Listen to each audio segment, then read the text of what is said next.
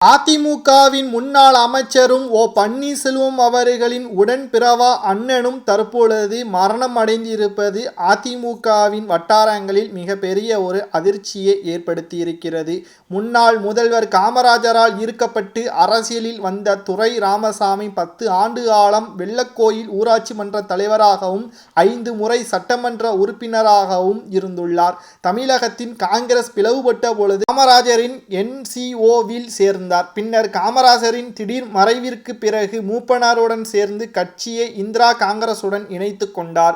1980ஆம் ஆண்டு தேர்தலில் போட்டியிட வாய்ப்பு மறுக்கப்பட்டதை தொடர்ந்து காங்கிரஸில் இருந்து விலகி அதிமுகவில் இணைந்தார் துரை ராமசாமி. அதற்கு பிறகு 1984ஆக இருக்கட்டும், 1989, 1991 தேர்தல்களில் அதிமுக வேட்பாளராக போட்டியிட்டு வெற்றியும் பெற்றார். புரட்சித் தலைவர் ஜெயலலிதா அவர்களின் தலைமையிலான அமைச்சரவையில் ஊரக வளர்ச்சித்துறை அமைச்சராகவும் பதவி வகித்தார்.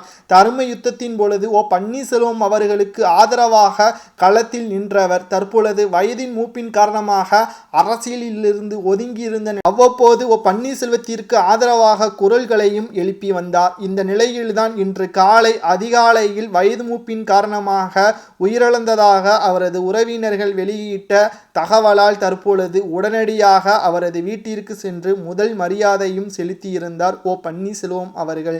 எனது உடன்பிறவா அண்ணன் என்றும் எனக்கு பக்கபலமாக இருந்த துரை ராமசாமி அவர்களின் இழப்பு எனது குடும்பத்தில் உள்ள ஒருவரின் இறப்பு போல் இருக்கிறது என்றும் கண்ணீர் மல்க அங்கிருந்து விடைபெற்றார் ஓ பன்னீர்செல்வம் அவர்கள்.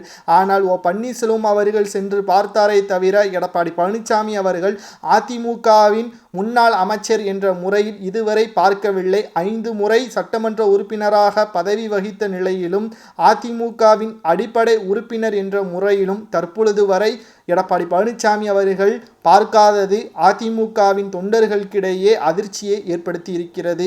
இதை பற்றி உங்களது கருத்துக்களையும் கமெண்ட் வாயிலாக கூறுங்கள். நன்றி, வணக்கம், ஜெய்ஹிந்த்.